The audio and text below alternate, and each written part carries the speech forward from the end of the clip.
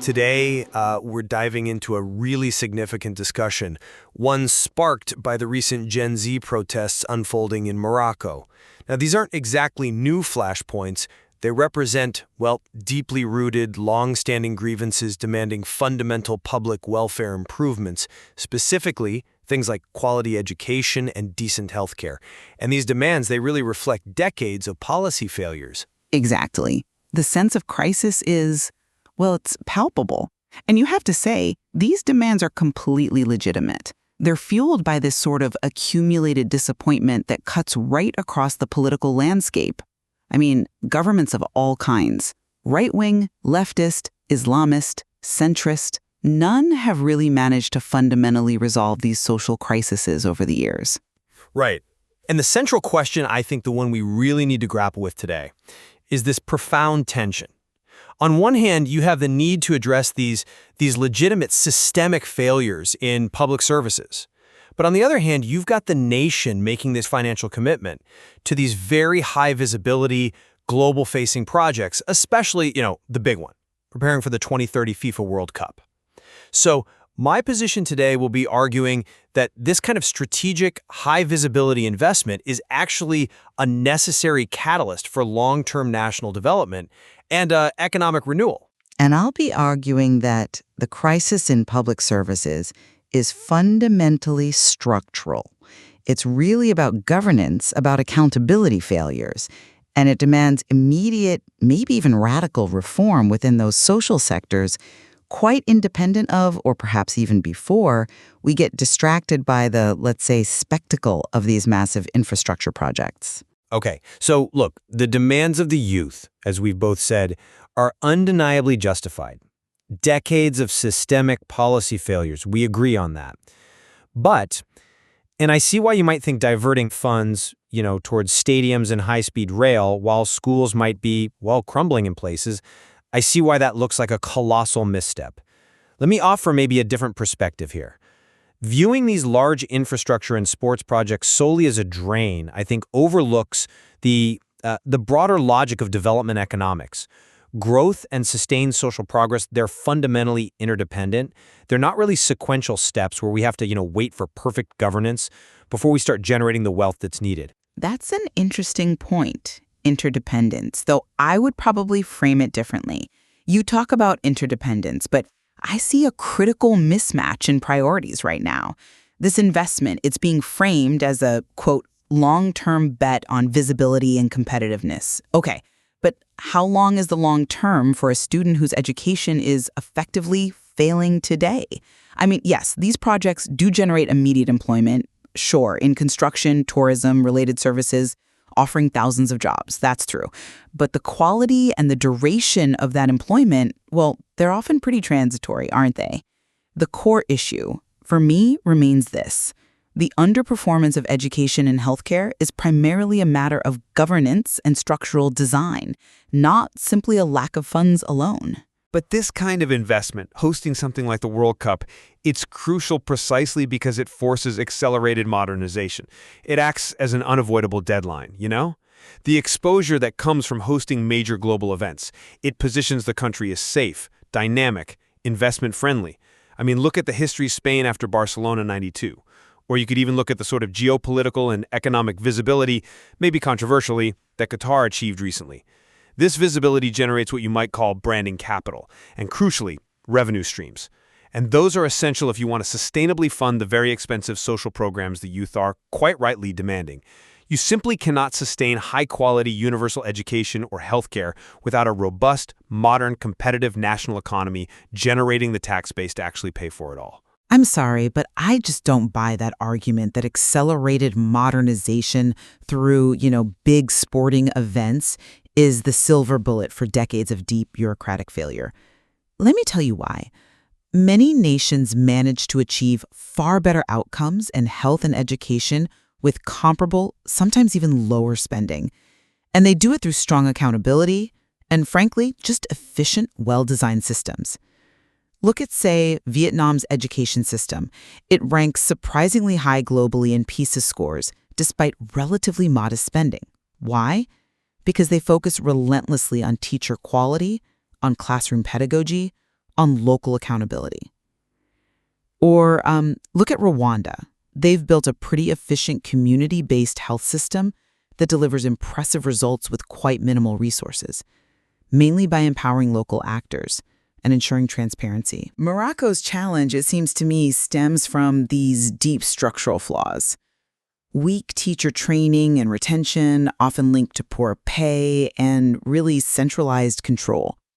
Over-centralized decision-making that just ignores regional differences, and frankly, a massive mismatch between what the education system produces and what the modern economy actually needs in terms of employability. It's almost like giving a brand new, powerful engine, let's say that's the World Cup revenue, to a car that has 4 flat tires and a broken steering column. Right? It doesn't really matter how powerful that engine is. The core structural failures mean you still can't drive the car effectively. The funds, as things stand, often just get lost in inefficient bureaucracies. Simply generating future revenue doesn't fix a current broken system, one that's demonstrably incapable of effectively utilizing even the funds it already has.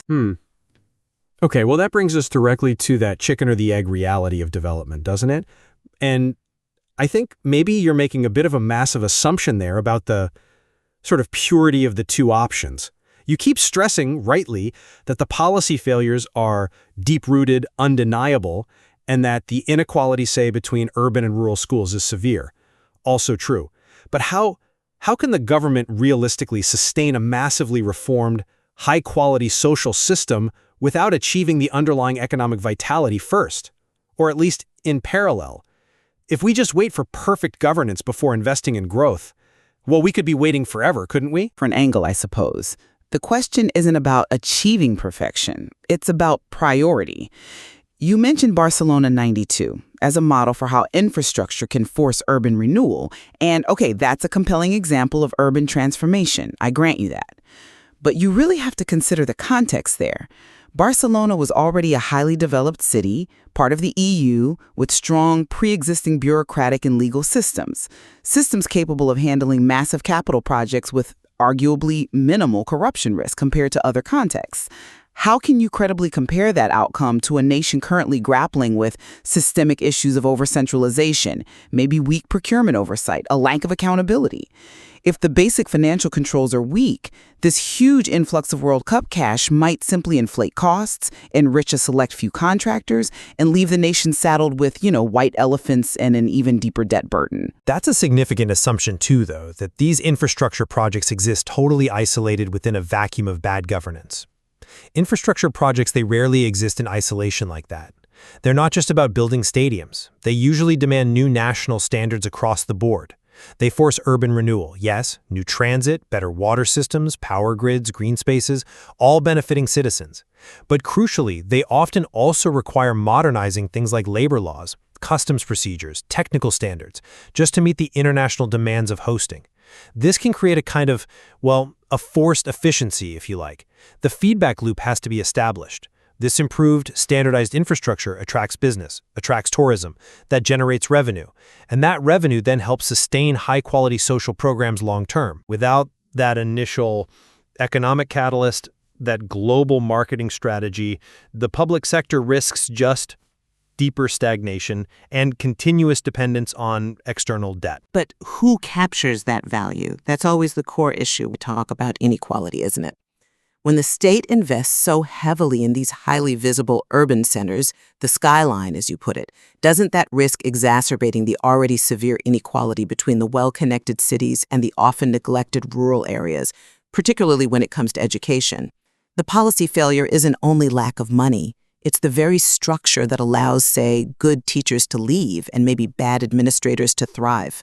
That requires targeted structural redesigns, not simply throwing larger budgets at a bureaucracy that, as we've discussed, might just mismanage them. That's a powerful point about structural redesign versus just bigger budgets. Agreed. But let's maybe look at the return on investment from a different angle, maybe a non-monetary one, a psychological one, which is perhaps just as valuable in national development. Big sports investments, like a World Cup, they can provide moments of national unity, of pride, things that might transcend the usual political and social fractures. It's an indirect investment, perhaps, in social harmony. It can also inspire confidence, especially among young people, that their country is capable of world-class achievements. That's a critical psychological dividend, I think, demonstrating that the nation is a serious player on the global stage. I understand the appeal, the value of a unifying project in national pride. It is a compelling argument. But have you really considered the immediate social cost of prioritizing that kind of visibility when you're dealing with structural flaws that affect people's daily lives so profoundly?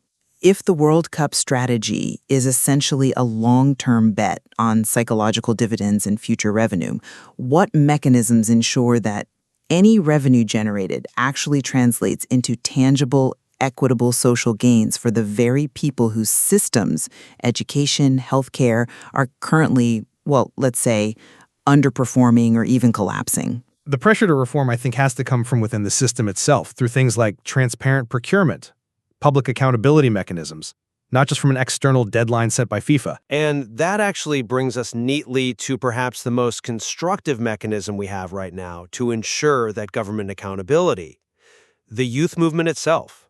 You focused rightly on fixing structural governance, but isn't the peaceful protest we've been seeing, isn't that itself the strongest mechanism available right now to force the government to bridge this very gap we're discussing, the gap between high visibility spending and essential social investment?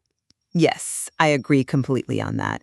Regardless of our disagreement on the exact timing of investment or the priority of funds, we absolutely have to acknowledge the critical importance of the method of protest itself. The moral force of this youth movement lies precisely in its peaceful expression of dissent.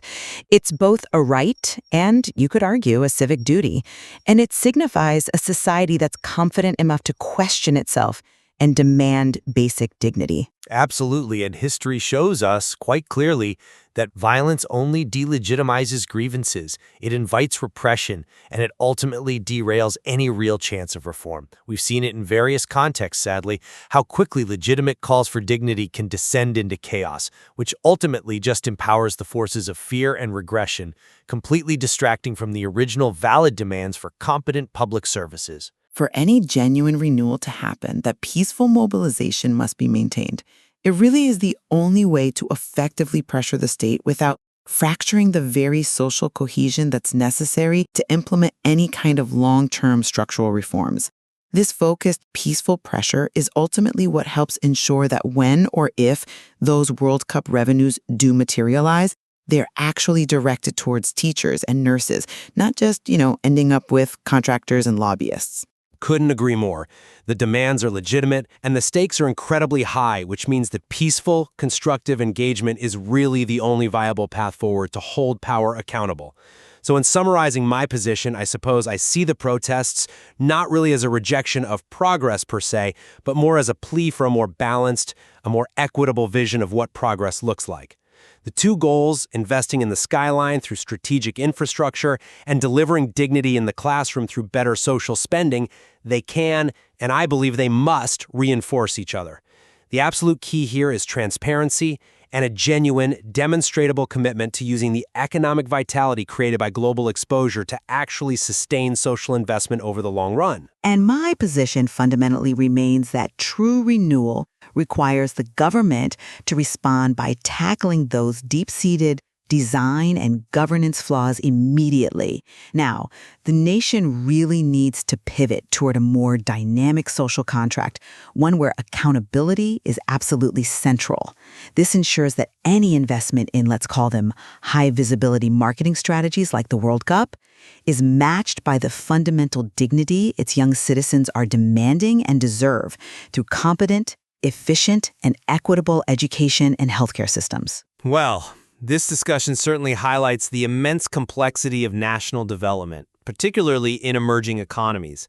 It seems it requires both that strategic economic vision, the push to generate resources, as I've been arguing, and also a really rigorous commitment to structural governance reform, as you've emphasized, to make sure those resources actually reach the citizens who need them most, without getting lost in, inefficient bureaucratic mazes.